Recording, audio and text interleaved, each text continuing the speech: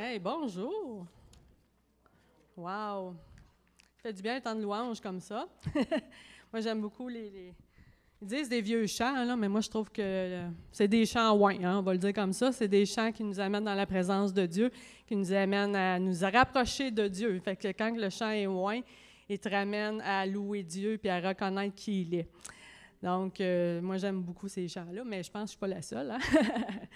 Alors oui, comme ça a été présenté, mon nom c'est Nancy Raté, et non, je ne fais pas partie de la famille des pneus ratés. Je me fais souvent poser la question, est-ce que j'ai des rabais de pneus? Ben non. J'essaie de négocier encore là, pour la prochaine fois, mais ça ne fonctionnera pas, mais c'est pas là que je vais de toute façon. Mais juste pour dire que c'est ça, je fais partie de l'Église Vie Abondante de Québec de Sainte-Foy, dans le fond, que là, maintenant, on est à Le Bourgneuf, dans les locaux chrétiens du Centre chrétien de Capitale.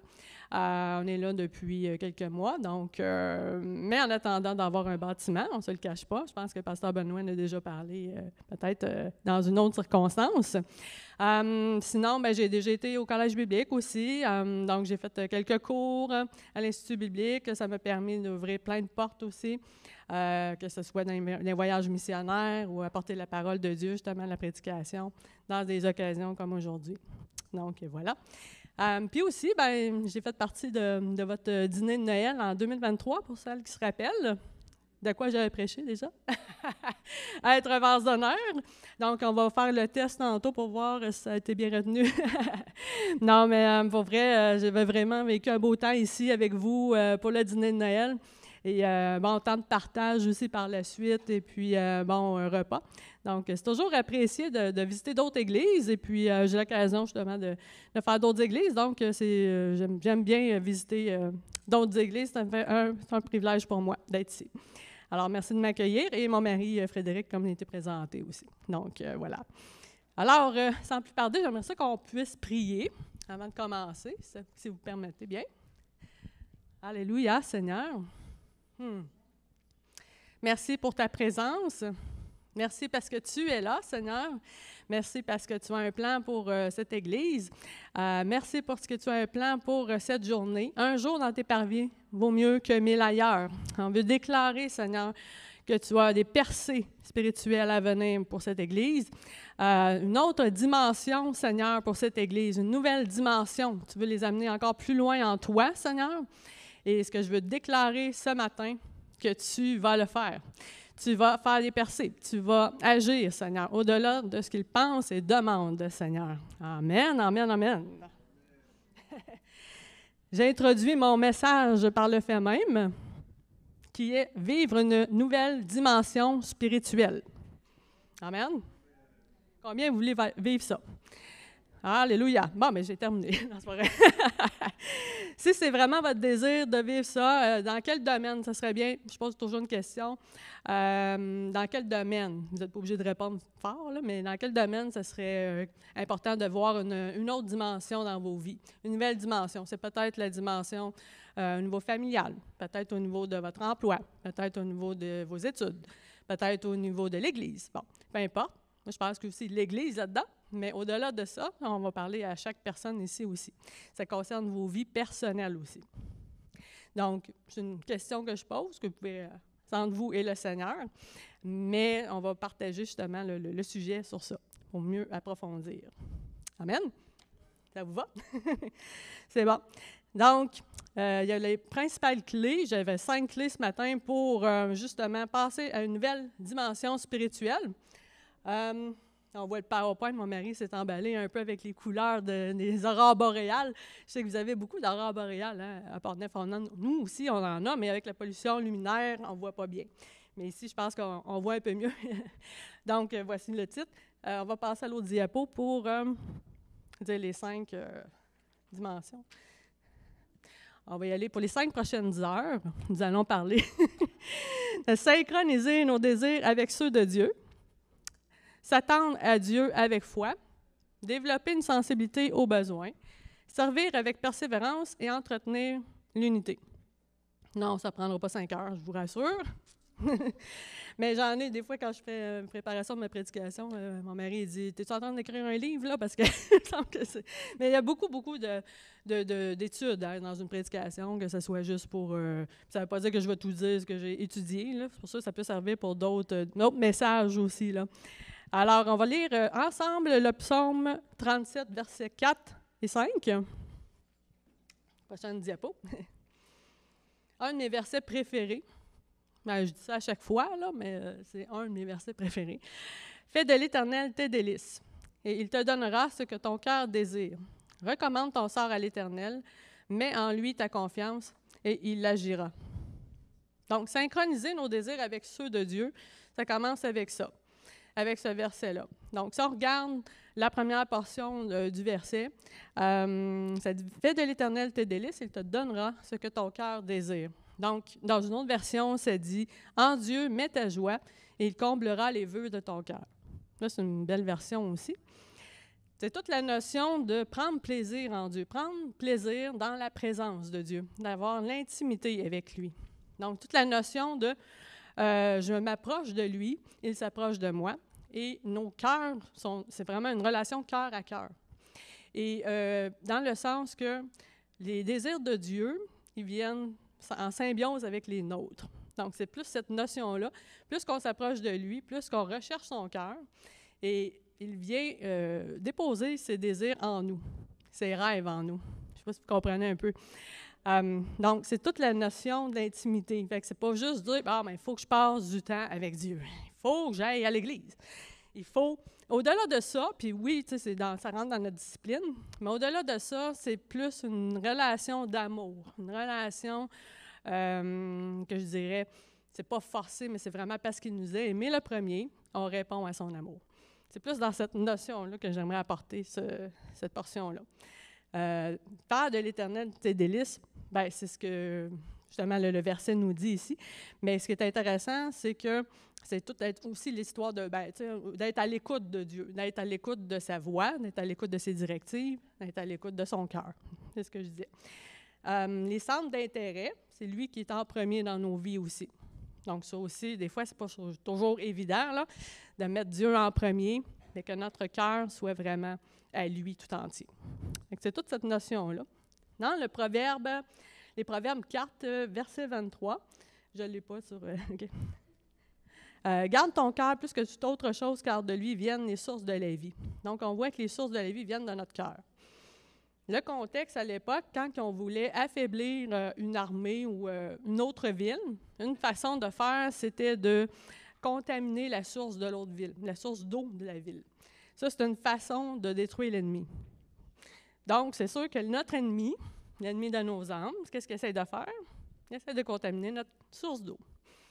Je ne sais pas si vous comprenez, mais c'est pas évident avec l'ennemi de dealer avec ça parce que tu te dis, moi, il faut que je protège mon cœur, mais il est toujours en train d'essayer de polluer notre cœur. Toujours en train d'essayer de polluer avec des pensées, avec des tentations et tout. Puis une tentation, c'est pas péché. C'est quand on embarque dans la tentation, c'est quand on embarque que là, on pêche. Là, c'est là qu'on a des problèmes. Mais toute la notion de ce que l'ennemi essaie de faire, bien, c'est un peu la même chose. C'est pour ça qu'il faut protéger nos cœurs, protéger nos pensées. Donc, c'est sûr que ça, c'est à nous à le faire. C'est notre responsabilité. Des fois, on demande au Seigneur des choses. Le Seigneur nous demande des choses aussi. Et il le demande pour notre bien. C'est ça qui est beau avec le Seigneur. C'est une belle relation d'amour, comme je dis. Fait qu'il sait qu'il y a des choses qui ne sont pas bonnes pour nous. La rancune, c'est pas bon pour nous. L'amertume, c'est pas bon pour nous. Il y en a qui peuvent même tomber malades avec ça. Donc, pourquoi il ne veut pas qu'on ait de la rancune? Bien, premièrement, ça le coupe de la présence de Dieu, ça nous coupe de sa présence, et en même temps, bien, c'est ça peut nous brimer dans notre santé et tout. Jésus dit aussi, « Celui qui croit en moi, les fleuves d'eau vive couleront de son sein. » Quand on regarde dans le mot grec, le mot sein, c'est ventre intérieur et le cœur profond, la source intérieure. Donc, la source d'eau vient encore de notre cœur. Et on voit que c'est tout part de là. C'est pas pour rien qu'il dit de protéger notre cœur, le Seigneur. Amen. Puis la promesse ici, là, ce qui est beau, c'est que si on fait ça, qu'on est en symbiose avec les désirs de Dieu et que ces désirs sont en nous, bien, ça va s'accomplir. C'est le punch. Les désirs de Dieu en nous s'accomplissent. Fait que c'est pour ça que des fois, tu te dis, ah, bien, il y a des prières, c'est plus long. Oui, il y a des délais. Mais en même temps, c'est sûr que si c'est de Dieu, tu as une conviction. Même s'il y a un délai, tu sais que ça va arriver un jour. C'est ça qui est bon. Hey, je m'encourage. C'est pour ça que je dis des fois en prédication, on est nous-mêmes encouragés avant. Dieu nous parle à nous avant. Tu sais. Donc, c'est ça, moi, dans le temps, quand j'étais... justement, Gérard, salut! Dans le temps, quand j'étais à l'Armée du Salut, j'avais plein de désirs et tout, et j'avais à cœur des choses, et j'ai commencé comme intervenante sociale à l'Armée du Salut, dans un centre de thérapie pour femmes. Et ce que j'ai rencontré, Gérard, entre autres. Donc, et puis, c'est ça nous a permis de servir le Seigneur et tout, dans cette opportunité-là. Mais j'avais d'autres choses à cœur aussi. J'avais à cœur justement d'aller en mission, d'aller faire des voyages missionnaires, de prêcher éventuellement et tout. Et puis, mais j'étais fidèle quand même à cet endroit-là. Et juste à temps que le Seigneur ouvre des portes, mais il y avait un temps de préparation. C'est pour ça que je dis, le temps que j'ai passé du temps avec le Seigneur pour être en symbiose avec lui et tout, j'étais en préparation jusqu'à temps que la porte s'ouvre pour faire les voyages missionnaires. Et quand j'ai commencé à faire des voyages missionnaires, j'en ai fait 7. C'est pour dire, quand ça commençait à débouler, il fallait être prêt. Il fallait que je sois prête à les faire. Il fallait que je sois prête à voyager, à investir de l'argent, à investir du temps, les vacances et tout. Donc, mais quand la porte s'est ouverte, wow! Quand ça s'est ouvert, c'était wow! Ça n'arrêtait plus, là. Donc, c'est pour ça que le temps de préparation est important. Et j'ai vraiment apprécié ce temps-là où ce que j'ai fait de l'éternel mes délices, jusqu'à temps que ça s'accomplisse. Et jusqu'à temps qu'éventuellement, je rencontre mon mari dans un autre voyage. Ça, c'était en Suisse, en France et en Suisse. C'était pas un voyage missionnaire en tant que tel, mais c'était un voyage où j'apportais un temps de louange et tout. Et puis, on a cliqué là. Ça a cliqué entre nous là-bas. Donc, c'est pour ça que Dieu a toujours des surprises. Hein? C'est pour ça que je dis, on remet nos désirs entre ses mains, et puis c'est lui qui agit, c'est lui qui pourvoit. Amen. Donc, ça peut t'encourager ce matin. Si tu as une promesse, tu dis, bon, moi j'ai à cœur ça, bien, mets entre les mains de Dieu. Si c'est de Dieu, ça va s'accomplir. Si la promesse tarde, elle s'accomplira certainement. Deuxième principe, s'attendre à Dieu avec foi. Ça va un peu dans le même sens. Je ne sais pas si vous connaissez l'histoire des grenouilles. Il y a des grenouilles qui ont une fois escaladé une montagne et tout. Et puis, il y a plusieurs grenouilles, là. C'est vraiment une histoire vraie, là. Il y a plusieurs grenouilles qui montent, qui font l'escalade et tout, et puis il y en a une qui continue, qui monte, puis elle continue, puis les autres, « Ah, je suis fatiguée, je suis pas capable, j'y arriverai pas, non, je suis pas capable. » Toutes les autres grenouilles, finalement, ont arrêté là, d'escalader la montagne. Il y en a une qui a réussi à aller jusqu'en haut. Savez-vous qu'est-ce qu'elle avait de particulier? Elle était sourde. Elle n'a pas entendu tout le négatif des autres. « Ah, je ne suis pas capable, je ne serais pas capable, c'est trop long, c'est trop lourd, c'est trop dur. Ah. » Donc, le fait qu'elle soit sourde, elle n'a pas entendu ça. Fait qu'elle a dit, « C'est faisable, je l'ai fait. » Voilà. C'est vraiment une histoire vraie. Mais ça m'inspirait parce que j'ai dit, c'est ça la foi. Hein? C'est de taire la voix de l'ennemi, la voix de la peur, la voix des choses négatives. Ça ne fonctionnera pas, c'est trop petit, c'est trop grand, ou peu importe tout ce qu'on peut entendre. C'est impossible. Mais non, des fois, c'est ça. Il faut taire ça et vraiment faire confiance à Dieu. Deuxième portion du verset du psaume 37, verset 5. On peut la remettre. On voit un petit peu. Hein? C'est bon. Recommande ton sort à l'Éternel, mets en lui ta confiance et il agira. L'autre version dans le Sommeur, c'est à l'Éternel qu'il te faut remettre tout ton avenir, aie confiance en lui et il agira. Donc ça, c'est une deuxième version. Mais si on regarde la première version, le mot sort, recommande ton sort. En hébreu, ça veut dire chemin, voyage, direction, entreprise. Quand j'étudiais ce mot-là, je trouvais ça vraiment intéressant parce que, justement, avec l'Armée du Salut, j'ai été quand même une vingtaine d'années comme intervenante sociale, agent de liaison et tout. Dans la coordination, à partir de 2018 aussi, à la Maison Charlotte, des centres d'hébergement, des centres d'hébergement pour, justement, les femmes en difficulté, femmes en situation d'itinérance. Le problème qui est arrivé, on a eu une annonce en 2020, en janvier 2020, qui disait qu'il allait avoir une fermeture des centres d'hébergement. Moi, mon rêve s'est écroulé. J'ai dit, ça fait des années que je travaille là. Je m'étais investie, on était une équipe soudée. J'ai dit, ça se peut pas, non. Et puis, donc c'est ça. Ce qui est arrivé quand ça a fermé, là, on a dit, on ne veut pas que ça ferme. On voulait recréer un organisme, un OBNL, pour garder la mission, dans le fond. Et le but de garder la mission, c'était tout un mandat parce qu'il y avait 80 tâches à faire, 80 étapes à faire. C'était très long là, comme démarche. Mais on a dit, on s'embarque, on va le faire. Mais plusieurs disaient, ça ne fonctionnera pas, c'est impossible, il y a un autre organisme qui va vous prendre. Il y avait toutes sortes de choses qui se passaient. Mais finalement, c'est ça. Qu'est-ce qui est arrivé? C'est qu'on a fait confiance à Dieu et on a créé l'organisme qui s'appelle Le Rempart. Et quand il y a eu à cœur ce mot-là, le rempart, c'est vraiment pour dire que l'Éternel est un rempart pour nous. Donc, le fait que c'est quelque chose de solide, c'est quelque chose justement sur lequel on peut s'appuyer. Et c'est la vision que j'avais pour les femmes, de donner une forteresse, une sécurité pour les femmes aussi. Donc, le mot-là, ça m'a comme groundé pour cette mission-là. Et c'est ça, tout ce qu'il y avait à faire, il fallait trouver un financement. Finalement, on a réussi à avoir l'appel de projet, on a réussi à avoir le financement, gloire à Dieu. Et maintenant, qu'est-ce qu'il restait à faire? C'est de trouver des assurances civiles. Et ça, il disait, je parlais avec les messieurs d'assurance et tout, mais non, c'est impossible, il y a un moratoire, vous ne pouvez pas être assuré, vous êtes un nouvel organisme, c'est trop compliqué, non. J'ai dit ça, on ne peut pas avoir nos locaux si on n'est pas assuré, ça ne fonctionnera pas. Et finalement, on priait et on déclarait qu'il y a une percée. Et puis finalement, quand le monsieur m'a rappelé, il dit, je ne sais pas ce qui s'est passé, mais ça fonctionne. C'est vraiment impossible, mais c'est arrivé. J'ai dit, justement, Dieu fait l'impossible. Fait que le monsieur était comme vraiment, là, il n'en revenait pas. Il dit, j'en reviens pas parce que j'ai vraiment tout essayé, rien qui fonctionnait. C'était vraiment impossible et c'est arrivé.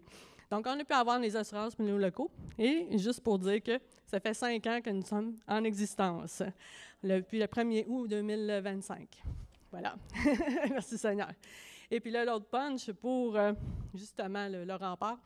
Là, je fais une petite pub, là, mais c'est juste pour dire qu'on avait une autre affaire impossible pour le rempart. C'est que là, on est dans les locaux loués en ce moment. Et il y a plein d'autres organismes dans ces locaux-là, dont des organismes hommes et tout. Mais ce que j'avais à cœur, ça fait vraiment longtemps encore là, en 2016, avec le plan stratégique, on avait à cœur d'avoir une bâtisse seulement pour les femmes. Mais, encore là, c'est impossible, vous n'avez pas d'argent, vous êtes nouveau, nanana. Bon, mais je me sens entre les mains du Seigneur, moi, je dis, à un moment donné, c'est ça qu'on a à cœur, Et puis, c'est ça le besoin pour les femmes. Je voulais un endroit pour apporter plus de sécurité pour les femmes, que ce soit juste les femmes ensemble, faire des cuisines collectives, avoir un peu de plein air, avoir la nature et tout. Et tout simplement pour dire que, une histoire courte, là, en 2024, on a eu la confirmation qu'on allait avoir un immeuble à nous, complètement neuf, et la construction commence en septembre, là. Ouais, gloire à Dieu. Et non seulement c'est un immeuble pour nous, mais entièrement payé par la Ville de Québec et la SHQ, la Société d'habitation du Québec, pour 10,5 millions de dollars. Wouhou! Donc, ça pour dire que c'est ça. Tu sais, je me dis, je me sens entre les mains du Seigneur. Pour moi, je fais mon possible. L'équipe on a tous fait notre possible, toutes les démarches qu'il y avait à faire avec le conseil d'administration. Et c'est Dieu qui fait le reste. Alléluia! J'espère que le but, c'est de vous encourager. Hein? Quand j'ai dit au Seigneur, j'ai dit, s'il m'appelle j'ai déjà prêché plusieurs fois à l'époque, avec la jeunesse et tout. Puis quand j'ai recommencé à prêcher, j'ai dit, Seigneur, si je recommence à prêcher, c'est pour encourager le peuple. Puis c'est vraiment ça qui me mettait à cœur. Il disait, mon peuple a besoin d'encouragement. C'est ce qui me mettait vraiment à cœur. Fait qu'à chaque fois que je prêche, j'essaie d'encourager les gens parce que je sais qu'on a besoin d'encouragement. Amen.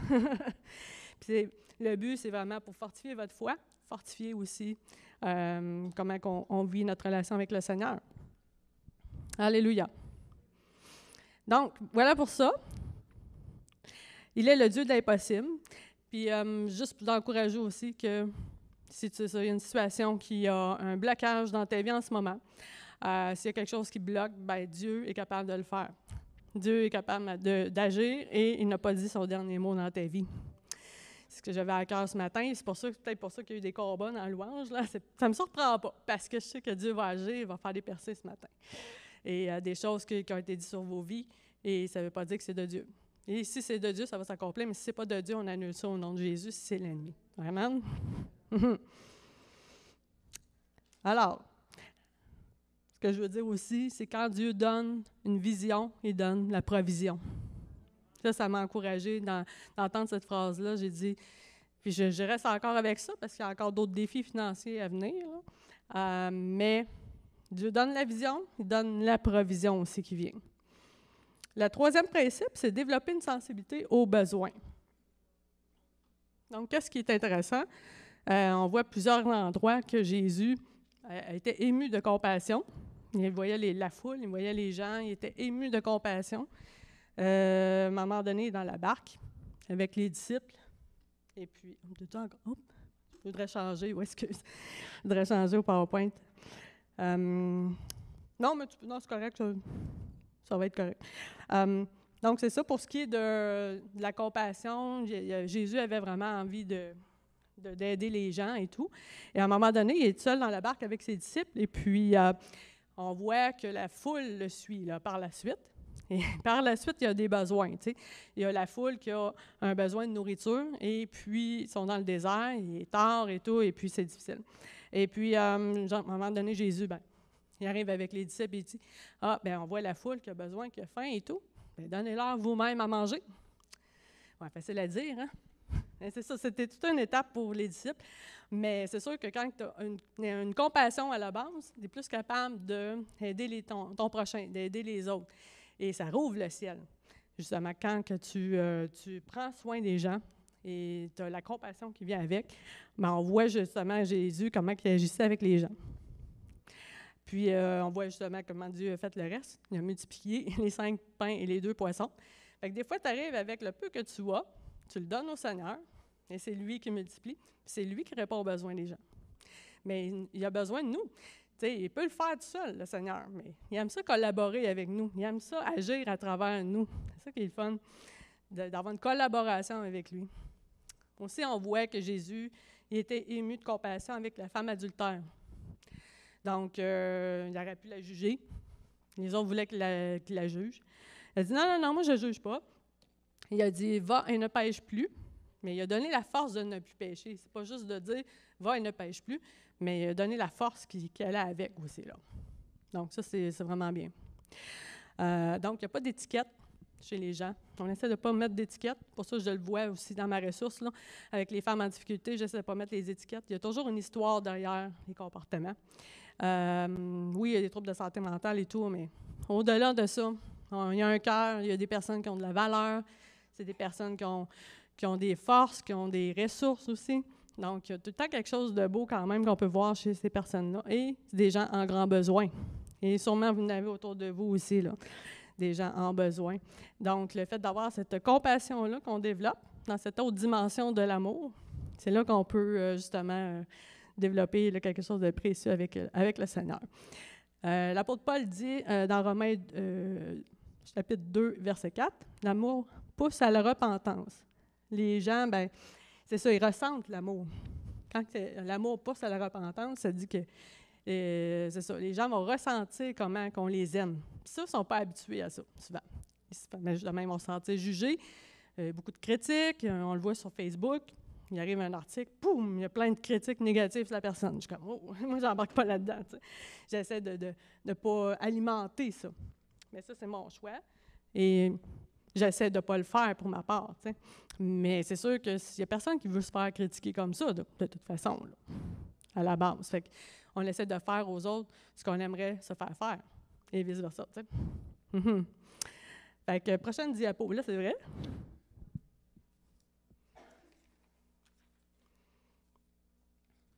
Ah, c'est ça. Je ne sais pas si vous avez vu le film La Racine de l'espoir. Très bon film. C'est un film que moi, j'ai été touchée parce que, justement, on voit l'homme qui... l'adulte, que lui, est à la retraite, c'est un joueur de baseball professionnel. Puis c'est ça, lui, le but, c'était de jouer et tout. Bon, la vie s'est arrêtée quand il est arrivé à la retraite. Et puis, il a développé un trouble de dépendance dans l'alcool. Et puis, son trouble de dépendance dans l'alcool amenait plein d'autres problèmes dans sa vie. Et jusqu'à temps qu'il rencontre ce jeune homme-là, le petit garçon qui est là, rempli d'amour. Et puis, c'est vraiment impressionnant comment il agit avec cet homme-là. Il le serre dans ses bras à l'épicerie. Il lui parle doucement et tout. L'autre, des fois, il crie après, puis il ne répond pas. Mais c'est vraiment beau comme film, là, tu sais. Et puis, c'est inspirant pour voir comment on peut aimer quelqu'un, même s'il est difficile à aimer. Hein, c'est quand ça dit « aimez-vous les uns les autres », c'est pas les uns qui sont difficiles à aimer, c'est les autres. Ouch! Donc, c'est ça. Là, on voit comment il réussit à aimer cet homme-là et comment ça le transforme et comment ça le change. Donc, on peut voir aussi comme citation, « Quand un cœur se soucie d'un autre, il y a toujours un miracle. » Ernest Whitchard. La seule chose importante quand nous partirons, ce sera les traces d'amour que nous aurons laissées. C'est vrai. C'est vrai. C'est beau, hein? De voir comment Dieu aime les gens. Et puis, c'est ça. Il nous partage son amour pour qu'on aide justement les personnes dans ce sens. Puis nous aussi, comme je disais tantôt, il nous a aimés le premier. Puis, c'est ça qui nous a touchés. C'est ça qui fait qu'on est capable de le donner aux autres par la suite. Donc. Amen. J'ai été émue. Moi, il y a une situation que j'ai vécue. C'était dans le Vieux-Montréal avec des Chinois. Il y avait plein de Chinois qui étaient là. Et puis, tout à coup, j'ai vu plein de monde là, à Montréal, mais quand j'ai vu le peuple chinois qui était là, j'ai été très émue. J'ai eu une compassion qui est montée. J'ai dit, voyons, c'est ce qui se passe. Et puis, justement, j'ai demandé au Seigneur, mais pourquoi j'ai ça, ce fardeau-là et tout. Et puis, ce qui venait fortement dans mon cœur, c'est à un moment donné, tu vas aller en Chine. Tu vas aller faire une mission en Chine. Bon, bien, j'ai dit, OK, parfait. Puis, c'est sûr que j'avais à cœur les missions et tout, donc... Fait que je me sens entre les mains du Seigneur. Et puis, quelques mois plus tard, c'était pas si loin que ça. Quelques mois plus tard, je rencontre une amie qui me parle de, justement, le voyage missionnaire qu'elle avait fait l'année d'avant en Chine pour aller apporter des Bibles là-bas. Puis là, ça a cliqué. J'ai dit oui, là, je vais y aller. Puis c'est quand la prochaine? Il dit, bien, c'est très bientôt, là, les inscriptions. J'ai dit, OK, let's go. Fait que je me suis inscrite puis, pour aller apporter des Bibles en Chine. On était un beau groupe et tout. Puis j'ai vécu un moment extraordinaire là-bas. Et Dieu a pourvu. Mais encore là, moi, je trouvais ça gros. Il me semble que c'est loin, ça va être cher. Mais non, tu sais, le Seigneur pourvoit. Hein, c'est la porte qui s'ouvre encore une fois. Et la compassion que j'avais, je l'ai amenée là-bas.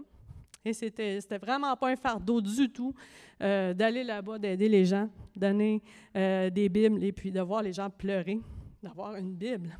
Là, tu dis, ici, moi, j'en ai peut-être une quinzaine de Bibles, là.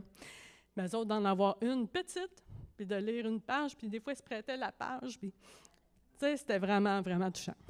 Ouais. Mais c'est ça, ça a commencé par la compassion. J'ai été émue. Et Dieu partage son cœur. Merci Seigneur pour ça. La même chose pour le Vieux-Québec aussi.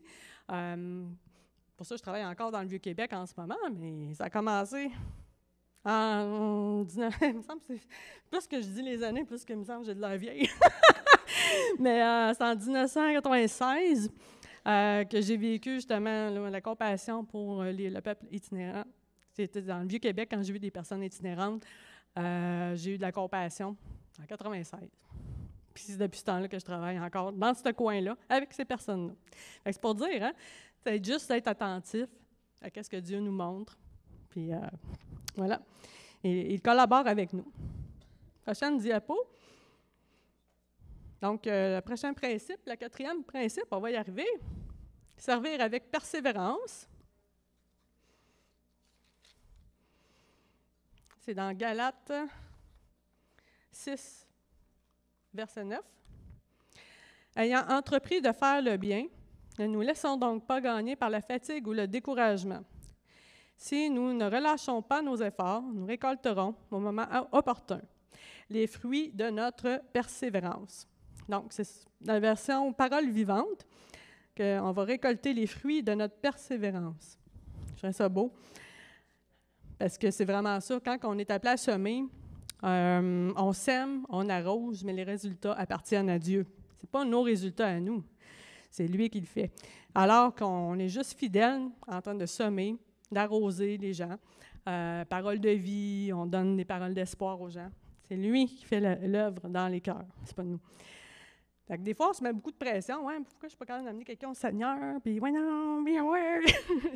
Mais c'est avec la prière, c'est avec. On sème, la prière, on sème, on l'arrose. Puis c'est lui qui agit aussi. C'est sûr qu'il y a des techniques et tout, là. Mais un des principes, c'est ça. C'est lui qui convainc les cœurs de péché, de justice et de jugement. C'est pas nous. Et puis, justement, c'est le temps de Dieu quand on voit. Le temps dans lequel on vit en ce moment, on est capable de discerner les temps, on est capable de discerner que nous sommes dans les derniers temps et que oui, la moisson est là.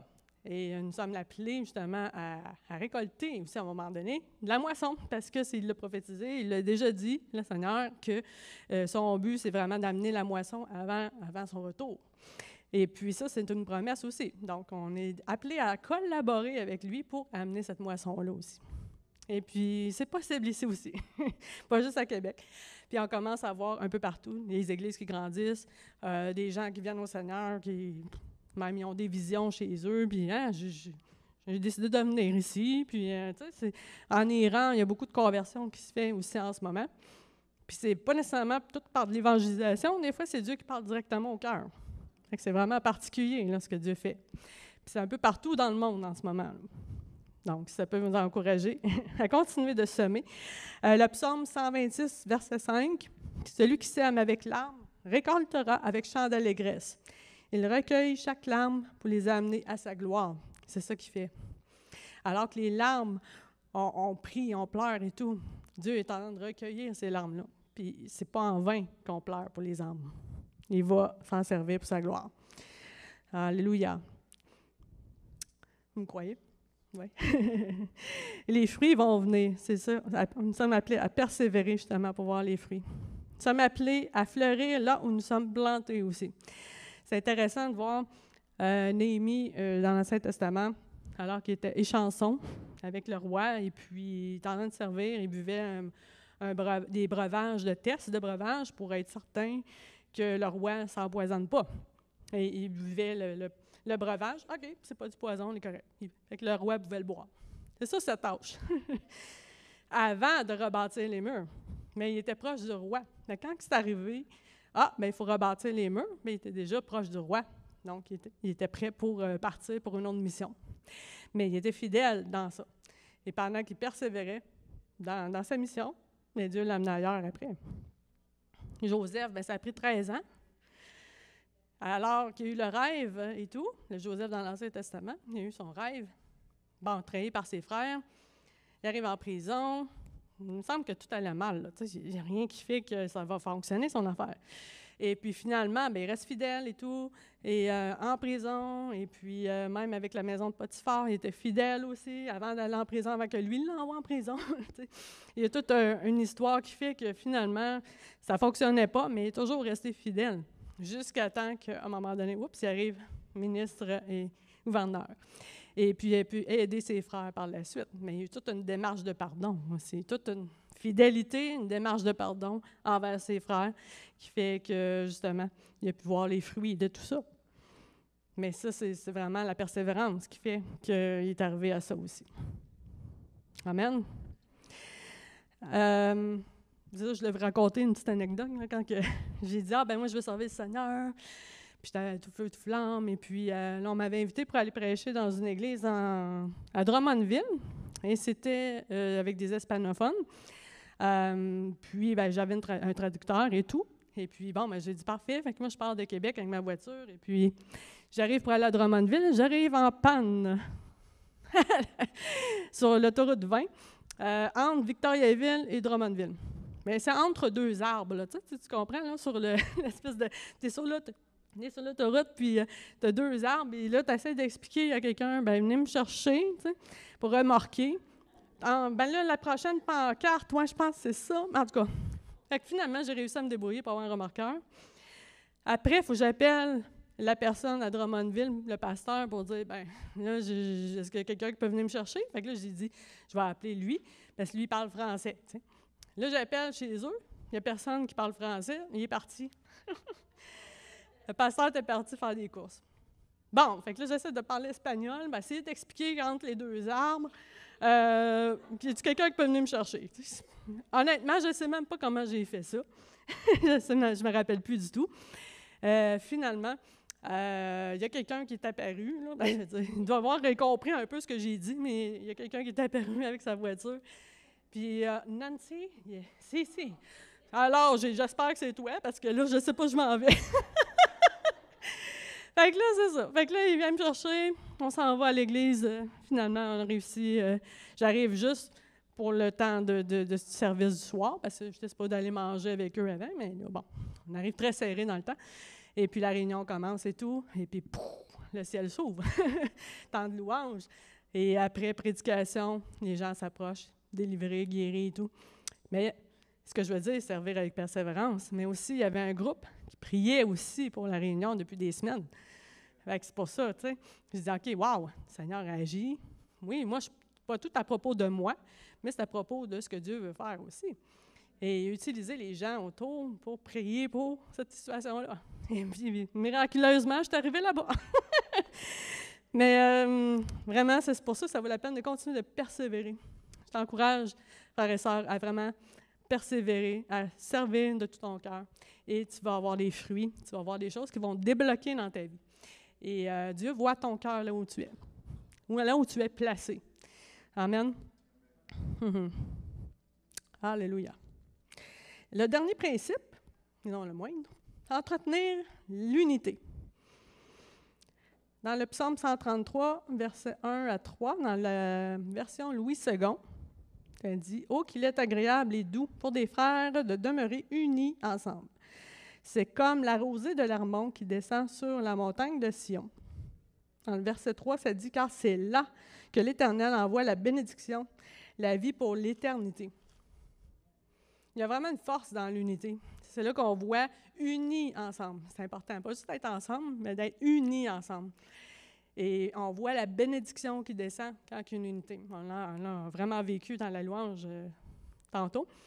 On sent justement comment Dieu veut rassembler les cœurs, veut nous unir, parce que nous sommes son corps. Et juste à remarquer quand on se lève la nuit, c'est quoi un corps? C'est quand tu as la petite orteil là, qui coince dans le lit, là, puis quand tu te lèves vers aller aux toilettes, tu te rends compte que la petite orteil est importante et qu'elle est là. T'sais, d'habitude, on ne s'en rend pas compte qu'elle est là, mais quand tu te lèves la nuit et tu te cognes la petite orteil, elle est là. Et puis c'est ça que la petite orteil sert à l'équilibre quand on marche. Fait que tout est important, on est tous importants. Toutes les personnes du corps de Christ, c'est important. L'Église avec un grand E aussi. Amen. Nous avons tous un don, nous avons des talents, nous avons des forces, et nous devons nous compléter les uns les autres. Et c'est Dieu qui permet ça, qu'on se complète les uns les autres. Parce que si on agit tout seul, c'est quoi? Ça va virer en orgueil, ça va virer en burn-out. Ça peut aller loin, là, tu sais. C'est pour ça qu'il veut qu'on travaille ensemble. Puis j'apprends beaucoup là-dedans, moi aussi, là, comme coordonnatrice du rempart. C'est sûr que je travaille en équipe et j'essaie d'unir de plus en plus l'équipe. On travaille ensemble, je ne suis pas toute seule. Je ne peux pas tout faire toute seule, tu sais. Et puis, on a vraiment besoin des autres, là. Et ça paraît, justement, dans le texte, où on voit Jésus qui guérit le paralytique. Mais avant que le paralytique arrive, il y a 4 personnes qui voient le paralytique qui est là. Et il dit, on va l'aider, puis on va le traverser à travers le toit, parce qu'il y avait trop de monde, là. Fait qu'il a fallu qu'ils prennent le paralytique, les 4, qu'ils l'amènent à Jésus. Fait que ça, c'est extraordinaire comme image d'unité. On voit les 4 qui s'unissent pour amener les gens à Jésus. C'est ça notre appel aussi, d'amener les gens à Jésus. Mais on prend justement la personne, puis des fois, on a besoin d'aide pour aider les autres. Donc, avec ça, on les amène à Jésus. Et on voit qu'il était pardonné et qu'il était guéri. Alléluia. Tout ça pour un travail d'équipe. C'est beau. Paul et Silas, quand ils ont prié dans la prison, les murs ont tombé, mais les deux étaient unis dans la louange. Ça, c'est intéressant aussi. Donc, les murs ont tombé, après il y a eu une conversion, bon, plein de choses qui sont passées, tu sais. Fait que c'est ça, ça nous encourage à rester unis. Amen. Puis c'est toujours un défi pour n'importe qui, là. Comme je dis, dans mon équipe, là, des fois, c'est pas toujours facile, mais le but, c'est ça, c'est d'essayer de le faire et de reconnaître, justement, notre besoin. J'aime bien l'histoire. Est-ce que vous connaissez l'histoire de Charlotte Elliott? Moi non plus, je ne la connaissais pas avant de la lire. Elle est née en 1789, pour ceux qui étaient là, en Angleterre. Elle a eu une bonne éducation. Elle avait la passion pour les arts, une passion pour la musique et tout. Et puis, tout d'un coup, à l'âge de 30 ans, sa vie a complètement basculé. Elle apprend que son corps est invalide. Donc là, c'est sûr qu'il y a eu de la colère, de la frustration. Elle dit, bien là, je voulais avoir ma vie, je voulais grandir, je voulais faire mes affaires, et puis là, tout bascule à cause de mon corps qui ne suit plus, là. Donc, l'amertume, la peur et tout. Puis elle avait peur de ne plus servir à rien. Ça va loin, tu sais. Jusqu'à temps qu'il y ait un pasteur qui vient la rencontrer. Et puis ça, c'était en 1822, au mois de mai. Et puis le pasteur s'en va la rencontrer, et puis elle raconte tout ça. Puis elle méprisait même la foi. Puis même, il pose la question, c'est quoi qui pourrait m'aider au final? Bien, il dit, la foi que tu méprises. C'est exactement ça qui peut t'aider. Tu as juste à venir tel que tu es, avec tes peurs, avec tes faiblesses, avec tes troubles et tout ça. Puis alors que tu vas venir avec ça, Dieu va tout prendre et il va t'aider. Et il va te changer, te transformer, te pardonner et tout. Donc, ça a rentré. Elle a vraiment accepté le Seigneur dans sa vie. Et ce qui est magnifique avec elle, le punch, c'est que c'est ça, elle a un impact incroyable, là. Elle a quand même écrit 150 hymnes, dont le chant « Tel que je suis », sans rien à moi. Très bon chant, ça aussi. Donc, c'est pour dire, c'est ça, à travers de tout ce qu'elle a vécu, elle l'a transmis sur papier, elle l'a transmis par un chant, et ça a touché des gens, dont un certain Billy Graham. À l'âge de 16 ans, il est arrivé dans un service de réveil, et Billy Graham était touché par ce chant-là. Il s'est converti. Et pour ceux qui connaissent Billy Graham, ben c'est ça, il fait des conférences. Ben, il est décédé, mais il a fait beaucoup de conférences d'évangélisation. Et à chaque fois qu'il faisait un appel, c'était avec ce chant-là. C'était vraiment touchant de voir ça. Donc, j'étais vraiment touchée de voir cette histoire-là. Alléluia. Donc, ça peut t'encourager ce matin, c'est ça, d'être unie. Encore là, elle a pensé qu'elle ne servait à rien. Mais il y a quelqu'un qui est allé vers elle. Elle, après, elle a un impact sur les autres. Tout est interrelié. Fait que tu penses que tu ne sers à rien? Non, c'est pas vrai. On annule ça au nom de Jésus. On annule les mensonges au nom de Jésus ce matin. Je vais inviter les musiciens. Alléluia. Toutes les personnes sont utiles. Tout le monde. Même des fois, tu dis, pourquoi que... je ne suis pas là le matin, c'est pas grave. Tu ne sais pas quelle bénédiction tu vas être pour un autre. Tu ne sais pas qu'est-ce que toi, tu vas recevoir non plus. Des fois, on prend pour acquis, c'est pas grave pour une fois. Bon. Ben peut-être qu'il y a quelqu'un qui a besoin de toi cette fois-là. Tu ne sais pas, tu sais. Puis c'est pas tout le monde qui le sait, là. Tu sais, on finit par le savoir des fois on ne le sait pas du tout non plus. Alléluia. J'aimerais terminer avec une déclaration en Éphésiens 3:20, verset 21. Or, à celui qui peut faire par la puissance qui agit en nous, infiniment au-delà de tout ce que nous demandons ou pensons, à lui soit la gloire dans l'Église et en Jésus-Christ dans toutes les générations, au siècle des siècles. Amen. Est-ce qu'on peut applaudir le Seigneur pour ce qu'il fait? Alléluia, Jésus. Le Seigneur est vraiment bon.